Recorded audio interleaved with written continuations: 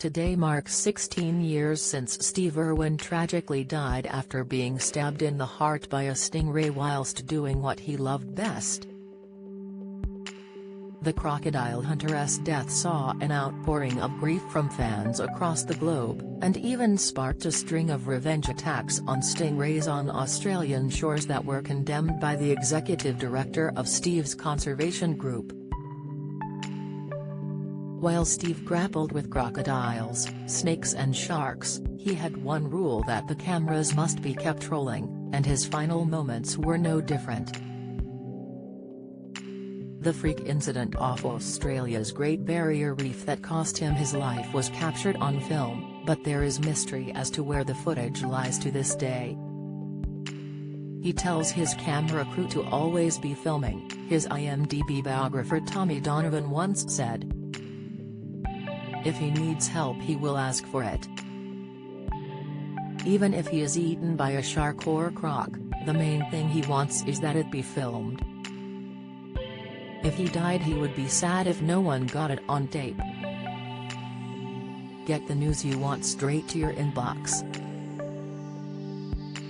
Sign up for a Mirror newsletter here. In a cruel twist of fate, Steve, 44, was not supposed to be out at sea on that fateful day, September 4, 2006, as filming for his program Ocean's Deadliest was called off due to bad weather. Finding himself bored at his hotel with cameraman Justin Lyons and director John Stainton, they took out a small boat on Bat Reef, off the coast of Port Douglas, in search of footage that could be used for his daughter's show instead, Bindi the Jungle Girl.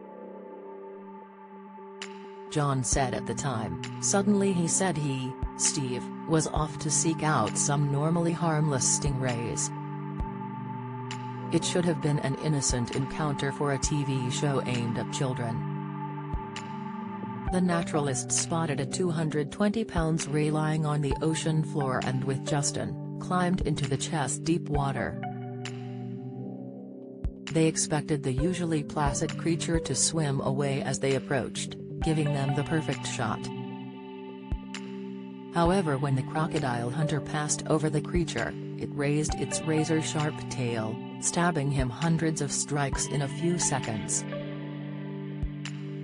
Not realizing the severity of the attack, Justin continued to film, but when he panned back to Steve and saw him surrounded by a pool of blood, he knew something had gone very wrong.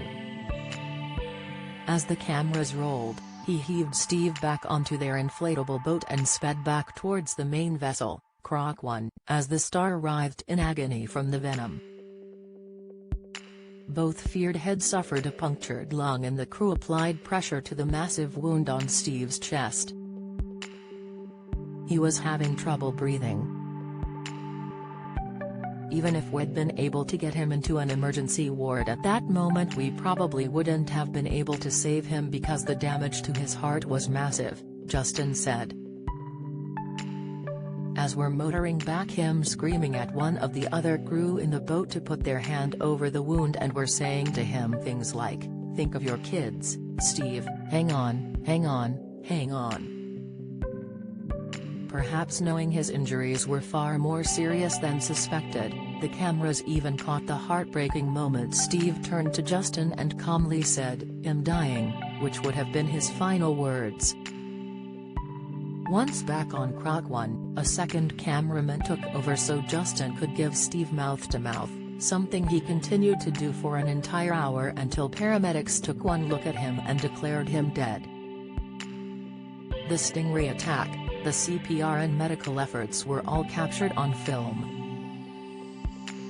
In the days that followed, the tape was handed over to Queensland Police to help with their investigations.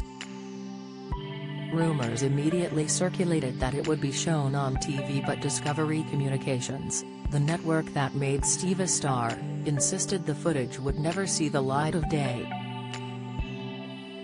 John Stainton said it was too disturbing to ever be shown. "I mean, it should be destroyed," he told CNN's Larry King Live.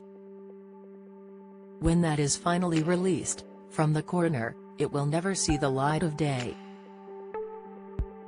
Ever. Ever." I actually saw it, but I don't want to see it again." But this didn't stop millions of people from trying to search for the harrowing footage online.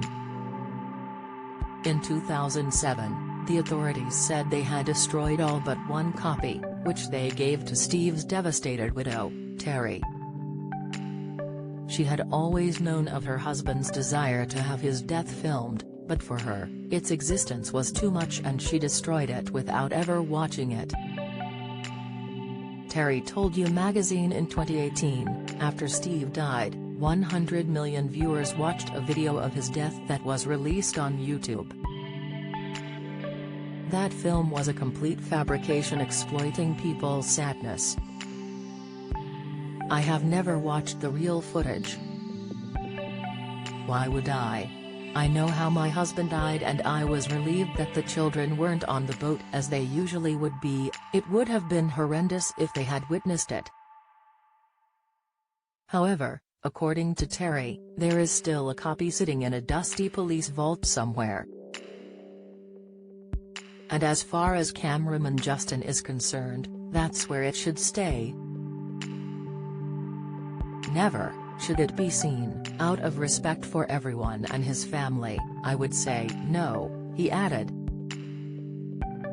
I don't know what's happened to it and I hope it would never see the light of day. Do you have a story? Please get in touch at webfeatures@trinitymirror.com.